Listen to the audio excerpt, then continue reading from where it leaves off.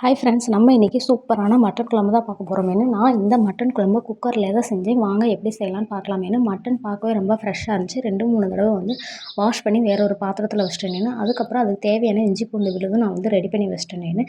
அதுக்கப்புறம் குக்கரில் தாளிக்கணும் அப்படின்னு சொல்லிட்டு குக்கர் வச்சு அதில் கொஞ்சம் நல்லெண்ணெய் ஊற்றி 2 பட்டை, ஒரு பிரியாணி இலை, 4 கிராம்பு, 2 ஏலக்காய் இதெல்லாம் போட்டு கொஞ்சம் சோம்பு எல்லாம் போட்டு தாளிச்சிட்டு வாஷ் பண்ணி வச்சுருக்க கறியும் தூக்கி அதில் கொட்டிட்டேன். கொட்டினதுக்கப்புறமேட்டுக்கு புதினா தழை, கொத்தமல்லி தழை, ஒரு மீடியம் சைஸ் தக்காளி சின்ன சின்னதாக கட் பண்ணி அதையும் போட்டுட்டேன். கறியும் கொட்டி நல்லா கறி வதங்கினதுக்கப்புறமேட்டுக்கு கறி முங்குற அளவுக்கு தண்ணி ஊற்றி கொஞ்சம் உப்பு சேர்த்து நான் நல்லா வேக வச்சிட்டேன். ஒரு 4-5 விசில் விட்டுட்டேன்.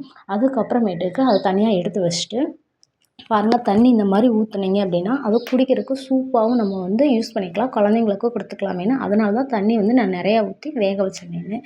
அதுக்கப்புறம் நான் ஒரு கடாயில் கொஞ்சம் எண்ணெய் ஊற்றி சின்ன வெங்காயம், 2 மீடியம் சைஸ் தக்காளி நல்லா வணக்கிட்டு அதோட கொஞ்சம் தேங்காய் துருவல் சேர்த்துக்கிட்டேன்.